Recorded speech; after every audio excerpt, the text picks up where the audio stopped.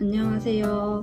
오늘은 일상에서 정말 쉽게 감사함을 느끼는 방법을 알려드리도록 하겠습니다. 이 방법으로 일상에 감사를 녹이는 리추얼을 한번 만들어 보셨으면 좋겠습니다. 일단 감사하는 마음이 왜 우리에게 이득인지 말씀드릴게요. 핵심부터 말하면 감사는 우리 몸의 생리 상태를 바꾸고 그 결과 세포가 더 건강하게 기능하는 환경을 만든다는 연구가 꽤 많이 있습니다. 첫 번째로 스트레스 호르몬이 감소합니다. 감사를 자주 표현하는 사람은 코르티솔, 즉 스트레스 호르몬 수치가 낮은 경향이 있습니다. 코르티솔이 계속 높으면 면역세포 기능이 저하되고 염증이 증가하며 회복 속도 감소가 나타납니다. 반대로 감사하는 습관은 이런 스트레스 반응을 줄여 세포가 회복에 더 많은 에너지를 사용할 수 있는 상태를 만듭니다. 두 번째로는 면역세포 활성입니다. 감사일기를 꾸준히 쓴 사람들에게서 NK세포 그리고 면역 기능이 좋아졌다는 연구들이 있습니다. 감사가 바이러스를 죽이는 건 아니지만 우리 몸의 방어 시스템이 더 안정적으로 작동하도록 도와주는 것입니다. 세 번째로는 염증 감소입니다. 만성 염증은 노화, 심혈관 질환, 당뇨, 우울증 등과 관련이 있습니다. 감사와 같은 긍정적인 정서는 염증 관련 지표가 낮아지는 경향과 관련이 있다는 연구들이 있습니다. 즉, 몸속의 불이 조금씩 잦아드는 방향으로 작용할 가능성이 있다는 것입니다.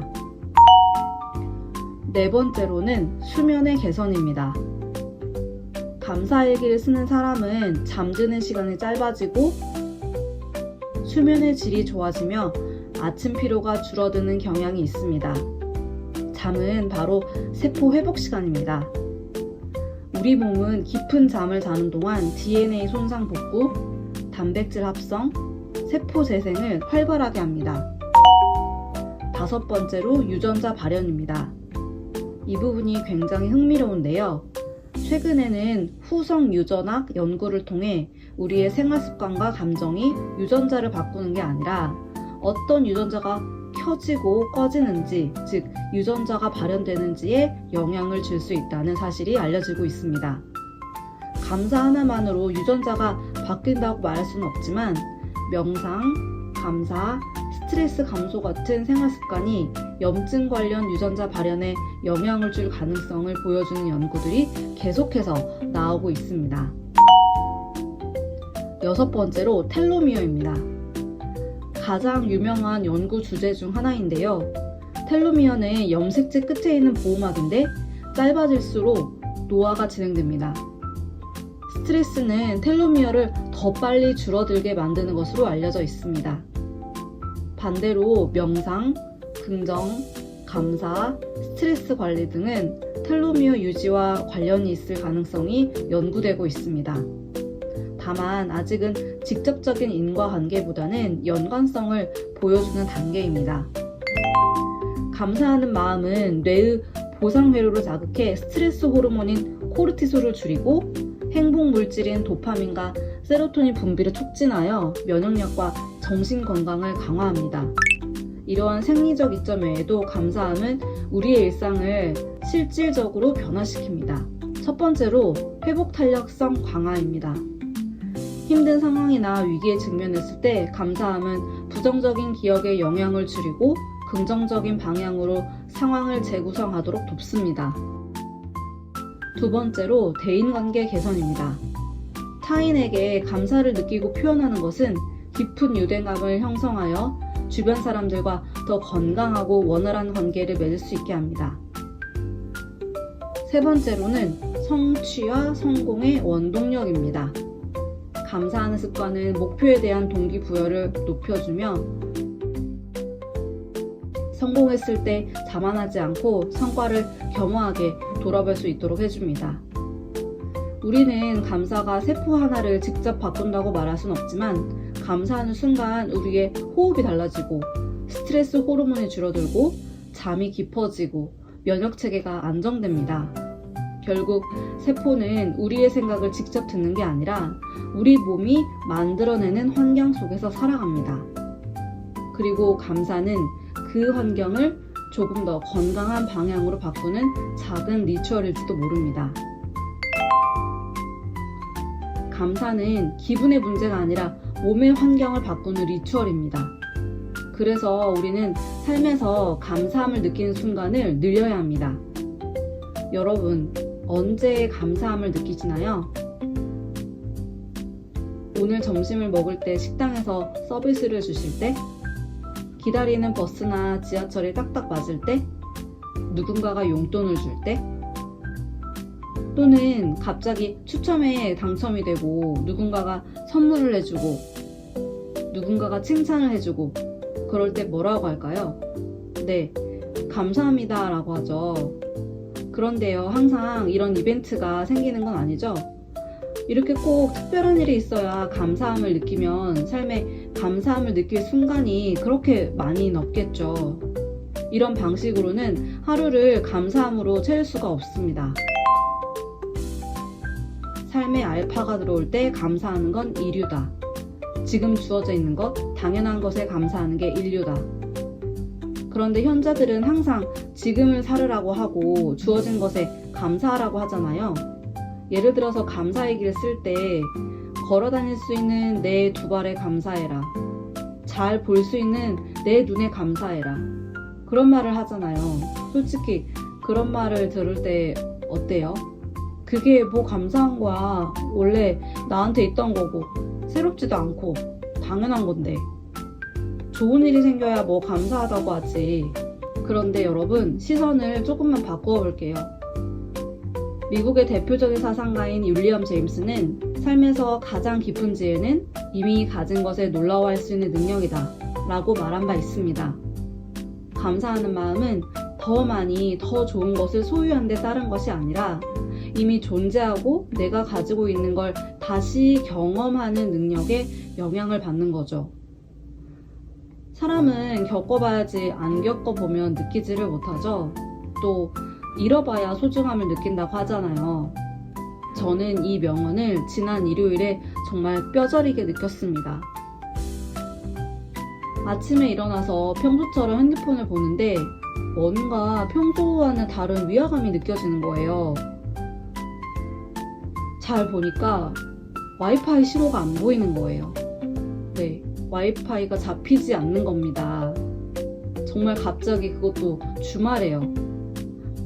아니, 밥 친구로 넷플릭스도 봐야 되고 유튜브도 봐야 되고 영상 작업도 해야 되는데 눈앞이 깜깜해지고 세상과 단절되는 기분이 들더라고요. 당연히 태블릿도 안 되고 노트북도 안 되고요. 진짜 말 그대로 원시인이 되는 기분이었습니다. 새벽 6시도 안 되어서 그런 일이 벌어지니까 정말 당황스럽더라고요. 넷사는 소통이 안 된다는 게 그런 느낌일지 몰랐어요. 물론 핸드폰이 되긴 되는데 제가 핸드폰 요금제가 데이터가 넉넉한 요금제가 아니거든요. 그래서 공기처럼 자연스럽게 존재하던 와이파이가 없어지니까 정말 너무 당황스러웠습니다. 그래서 예전에도 이런 적이 있었기 때문에 일단 침착하게 셋톱박스와 공유기 전원을 껐다 켜기를 반복했습니다.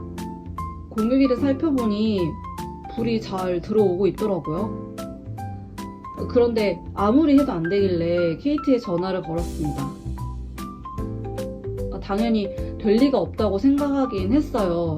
하면서도 지푸라기라도 잡는 심정으로 전화를 걸어봤습니다. 일요일 새벽에요.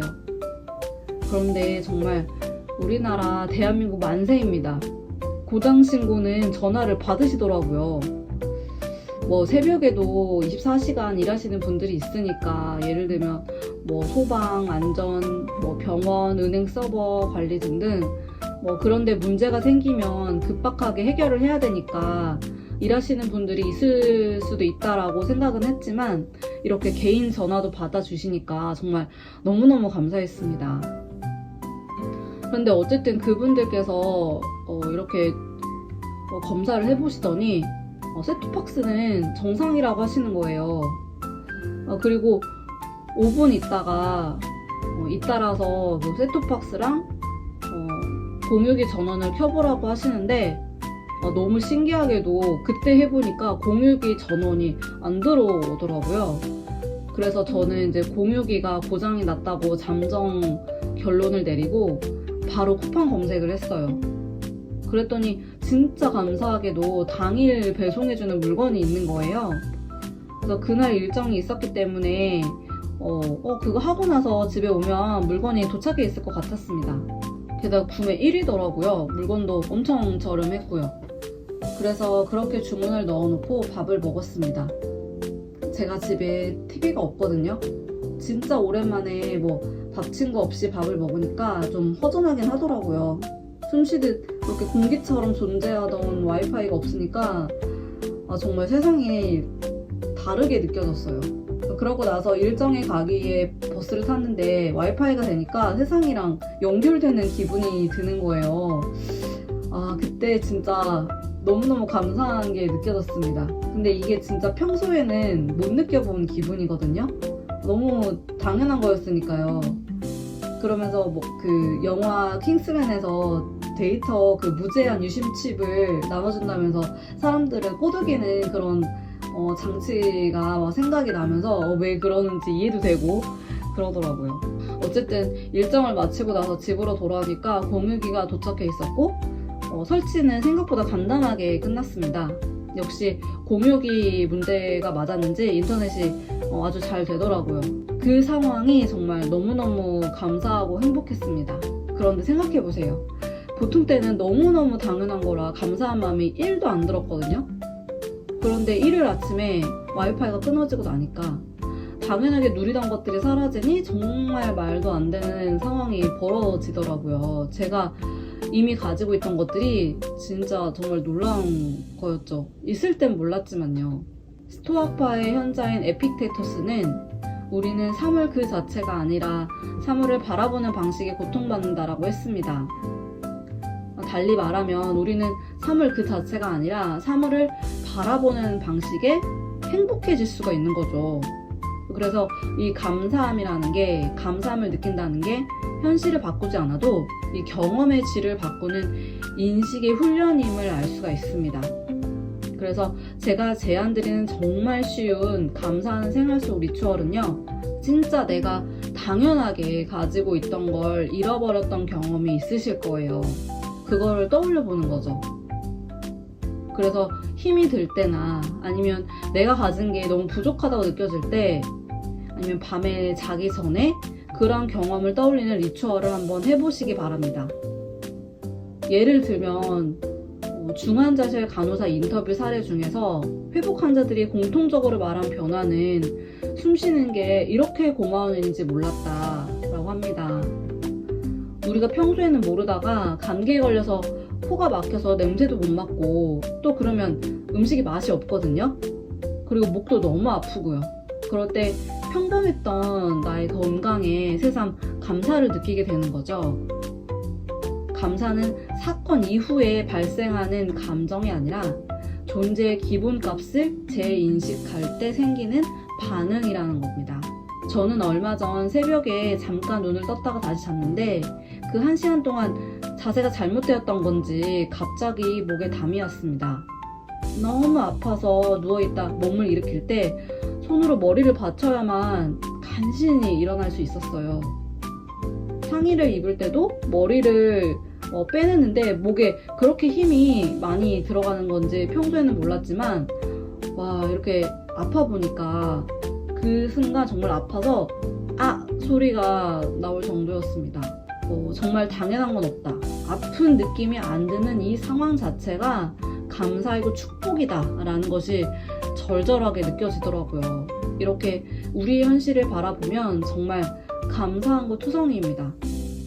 이렇게 하루를 감사로 채워보셨으면 좋겠습니다. 그래서 저는 이렇게 말씀드립니다. 감사하라가 아니라 이미 익숙해진 것을 다시 바라봐라. 삶에 알파가 들어올 때 감사하는 건 이류다. 지금 주어져 있는 것, 당연한 것에 감사하는 게 인류다. 여러분, 오늘 밤 자기 전에 당연하지만 잃어버렸다 되찾은 한 가지를 한번 떠올려 보세요. 우리가 가진 모든 것들이 당연한 것은 아니랍니다. 이미 익숙해진 것을 다시 바라보는 리추얼을 가지셨으면 좋겠습니다.